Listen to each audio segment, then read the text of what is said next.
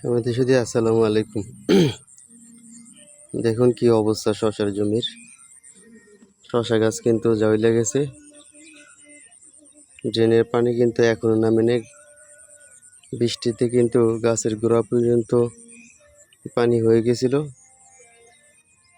পানি সামনের দিক দিয়ে কভার না হওয়ার কারণে জমির সকল জমিতেই পানি, তাই পানি বের হয়ে কভার করতে পারেনি। তাই কিন্তু গোড়াতে প্রথম দিকে লেগেছিল, তারপর পানি বের হয়ে যায়। তারপর আবার গতকালও কিন্তু আবার প্রচুর বৃষ্টি হতে পানি কিন্তু আবার গোড়াতে লেগে যায়।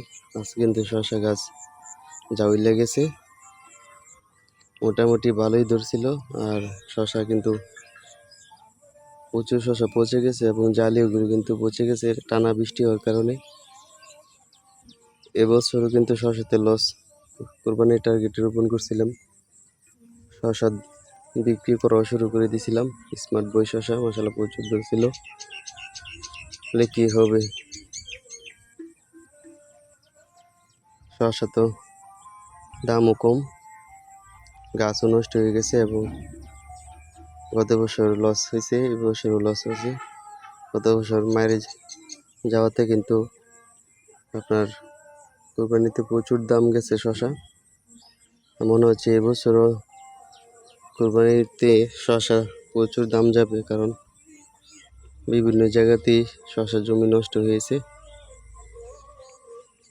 তাই এই কারণে কিন্তু এবছর কোরবানিতে শশার দাম বেশি যাবে বলে মনে হচ্ছে, কারণ প্রচুর জমি নষ্ট হয়ে গেছে। আমার জমিটাও কিন্তু নষ্ট হয়ে গেছে। কি করব, ভাগ্যের নির্মম পরিহাস। ভাগ্য না থাকলে তো কিছু করার নেই। আমাদের চেষ্টা কোনো কমতি ছিল না, যথেষ্ট পরিশ্রম করা হয়েছে এবং যথেষ্ট ভালো হয়েছিল গাছ এবং ফলন। কিন্তু বৃষ্টির কারণে আমাদের এই অবস্থা। যারা চাষ করে, কৃষি কাজ করে, কোনো না কোনোভাবে মায়ের খায়। হয়তো প্রাকৃতিক দুর্যোগে মায়ের খায়, নয়তো বাজার ব্যবস্থার কারণে মায়ের খায়।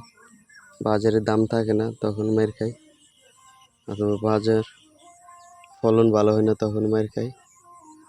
ফলন ভালো হলে বাজারে দাম থাকে না, আর বিভিন্ন সমস্যা তো আছেই, আর প্রচুর পরিমাণে খরচ তো আছেই। এক একটা লেবার নিতে 600-700 টাকা, 800 টাকা লাগে। এভাবে খরচ দিতে দিতে 1 বিঘা জমি শশা চাষ করতে 50-60 হাজার টাকা খরচ হয়ে যায়।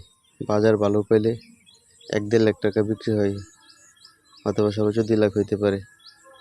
কিন্তু আমরা লাভটাই দেখি, এখানে কি যে পরিশ্রম, কি যে ভোগান্তি, আর কি যে খরচ। তা শেষ করার পর যদি ফলনটা উঠে আসে তাহলে বিক্রি করতে পারলে লাভ, নয় তো লসে থেকে যায়। একবার লাভ হলে আরেকবার লস হয়, এভাবে কিন্তু কৃষকের দিন কেটে যায়। যা কি করার আছে, আল্লাহ যদি না দেয় তারপরও করে যেতে হবে, না করলে তো মানুষ খাবে কি। কিছু কারণে সকলে দোয়া করবেন যাতে পরবর্তীতে আবার ঘুরে যেতে হবে। আজকে গাছ কিন্তু সকালবেলায় যাওয়াই লেগেছে, এই গাছগুলো তো আর টিকবে না মনে হচ্ছে, ফলও নষ্ট হয়ে গেছে। সকলে দোয়া করবেন। ধন্যবাদ সবাইকে। আসসালামু আলাইকুম।